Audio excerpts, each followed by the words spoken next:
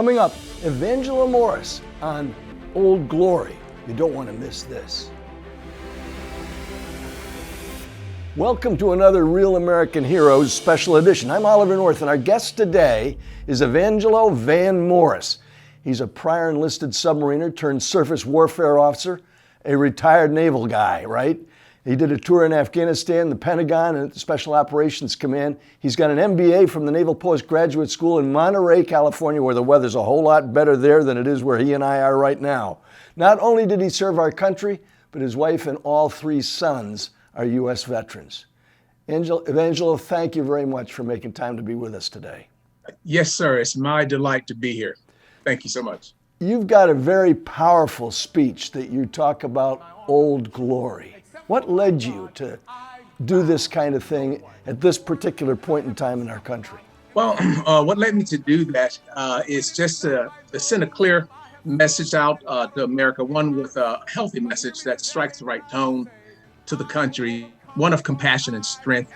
And so basically I realized that, when doing Old Glory, that people really loved it. And back in the military days, when I was in the military, they loved it a lot. And so I decided to take it corporate so that all America can hear it. And they loved it just as much, if not even more. So the love is real. It's powerful. And I guess in this day and age, you almost have to thread a needle when dealing with our flag, Old Glory, and some of what's happening on the streets of America right now. How do you do that?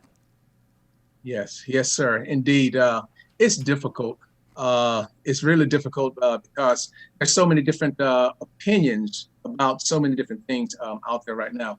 But one thing I found was that no matter who the audience is, they all seem to love Old Glory. So it just strikes that right tone for them. So on both sides of the political aisle, they love it. So it's been to my surprise, including the millennials. I had one millennial. I had her to just take a listen to it. I didn't give her any preface to it. Just listen, and it brought her to tears. And she was one to kind of like stoke the flames a little bit. But that Old Glory just got to her.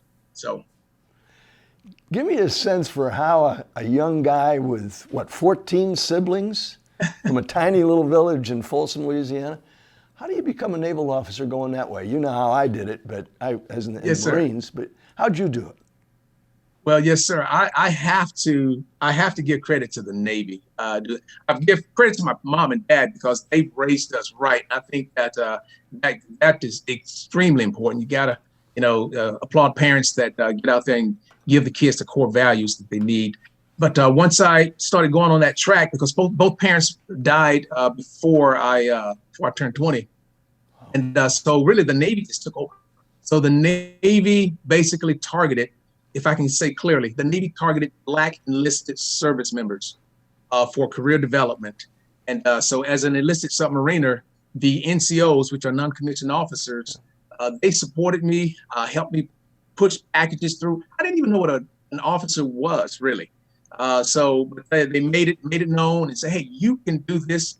And and they helped me throughout with the SAT, and they walked me through the entire process until I actually got that commission. So the Navy was like a big brother, a big mentor. The Navy as an aggregate helped out immensely. Well, you ended up as a surface warfare officer. A full confession here is this Marine has an Army brother and a Navy brother. All of us served in combat in one fashion or another. To my knowledge, my brother Tim, who was a surface warfare officer, is the only naval officer to lead a real amphibious assault back in those days of the tanker wars in the Persian Gulf. He actually led a boarding party aboard an Iranian structure out in the Persian Gulf.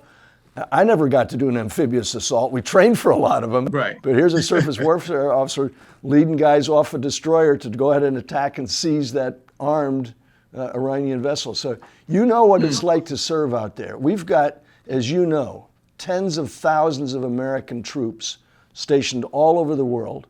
We've got great criticism here in our country right now. What's your message to those who've decided in an all-volunteer force to serve our country in uniform? What's your message to them? Well, to the folks that are out there, I would say just like you see other countries, when things are happening, those individuals that are indigenous to those countries, they have compassion for their brothers and sisters. They're sympathizers for their brothers and sisters. So I would say to these individuals, everyone needs to be a sympathizer for your own country. In other words, you need to have a level of patriotism, a level of thanks, because the bottom line is, whether people like to hear it or not, America's flag is the most recognized symbol in the world for peace and freedom. And that's no doubt there. And that's for a reason. It's because of the sacrifice that was made. So when you don't look at that sacrifice, you can kind of get lost in everything else. So you need to look at that sacrifice, and it kind of resets the pendulum there.